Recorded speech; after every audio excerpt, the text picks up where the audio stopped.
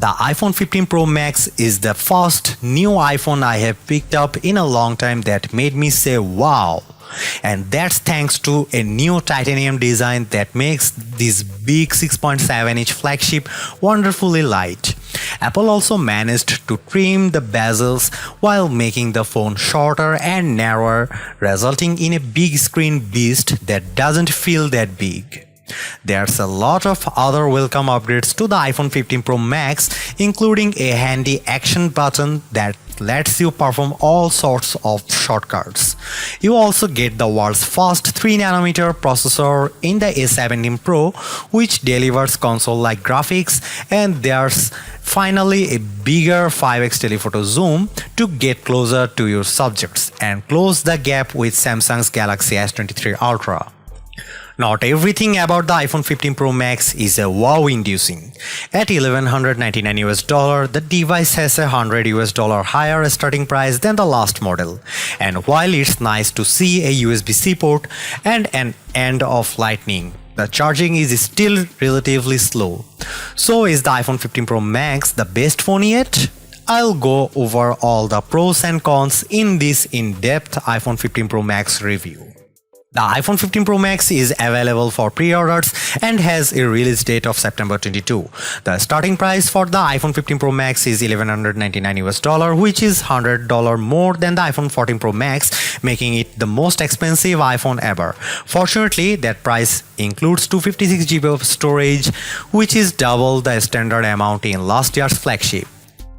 The iPhone 15 Pro Max ditches the stainless steel sides of past Pros for a titanium design, and it's a big deal. Why? Because the Space Age Grade 5 titanium Apple uses is stronger yet lighter. Yes, it's the same titanium used on the Mars rover. The natural titanium color has grown on me thanks to its sci-fi vibe. The blue titanium is nice as well. You also can pick up the phone in silver titanium and black titanium. The iPhone 15 Pro Max weighs 7.8 ounces compared to 8.5 ounces for the iPhone 14 Pro Max. I really notice the difference when I have the phone in my hand and in my pocket. The new Pro Max is also more compact, measuring 6.29 by 3.02 by 0.32 inches versus 6.33 by 3.05 by 0.31 inches for its predecessor. So while the new iPhone is a tad thicker, it's easier to use with one hand. It's the first big screen iPhone that doesn't feel like one. The iPhone 15 Pro Max feels better too because of its contoured design. The edges are rounded and less sharp than the last 14 Pro Max, so they dig into your hands less. The bottom edges houses the new USB-C port, which is way overdue, but it's still welcome because you can charge your iPhone, iPad and MacBook with the same cable. The action button, which replaces the ringer switch, is one of the best and also most frustrating things about the iPhone 15 Pro Max. But let me start with the good news. The button still silences calls with a long press if you have the silent mode setting assigned. But in the setting app, you can configure the action button to launch all sorts of things, including the camera, voice recorder, flashlight, translate and more. You can even pick specific actions from within an app, like launching right into a selfie with the camera app. If you want even more options, the action button works in sync with the shortcut app. So you can assign it launch any app you want with a long press or create shortcuts to do things like messages, a specific contact, which is nice to have when I want to let the family know I'm on my way home or running late. My problem with the action button is that it supports only one function at a time. So if you want it to launch the camera, you can't use it also mute calls. My advice to Apple would be to let people perform app shortcuts with a double press and keep the long press for silent mode. The iPhone 15 Pro Max has USB-C charging, and it's about time. Apple has finally retired the Lightning port after over a decade, which Apple is clearly being forced to do against its will due to European regulations. But I do appreciate not having to carry around an extra cable just to charge my iPhone, since so many of my daily devices use USB-C. With this port, you can also charge your other Apple gadgets, including the newly updated AirPods Pro with USB-C charging case. If you want to transfer photos and videos quickly to your Mac or external drive, the iPhone 15 Pro Max supports USB 3 for 10 Gbps speed. That's not exactly state of the art. Several other phones have the newer 3.2 standard. The iPhone 15 Pro Max biggest camera upgrade has it playing zoom catch up with the competitions, but it arguably surpasses all the best camera phones in over quality. There's a larger main sensor for the 48 megapixel camera, which now shoots 24 megapixel photos by default, but the Pro Max also lets you choose from 48 megapixel HEIF to save space or Pro RAW for more creative control.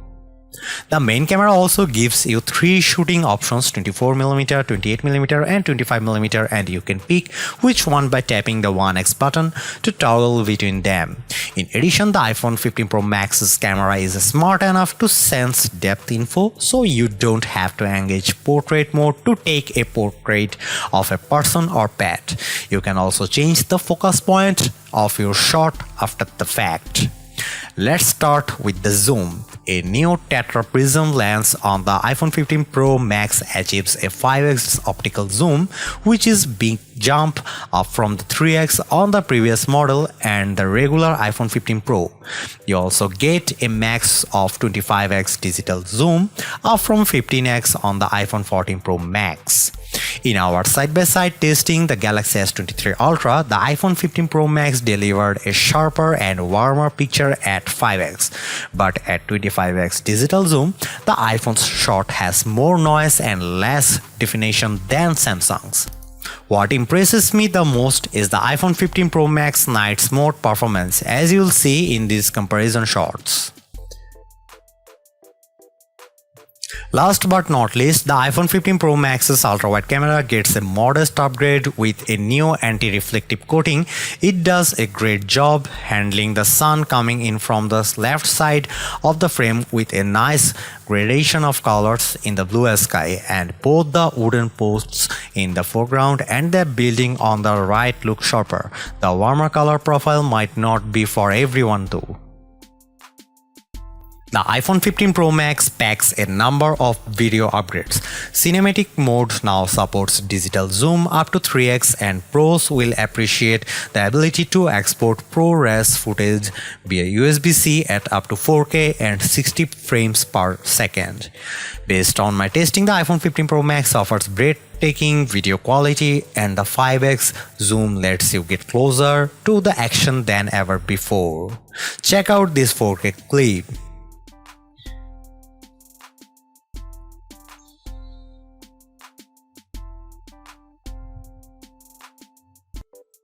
The iPhone 15 Pro Max actually isn't just an iterative upgrade for a change.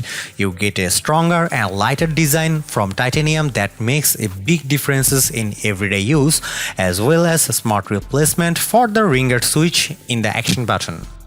Based on my camera testing, the iPhone 15 Pro Max arguably offers the best photo quality around, especially in low light, and the bigger 5x zoom is a great upgrade I have been waiting for, even if the digital zoom could be a bit sharper.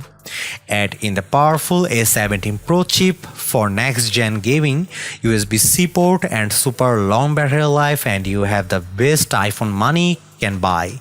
Yes, the iPhone 15 Pro is good, but I'd rather have the longer endurance, bigger screen and smaller zoom.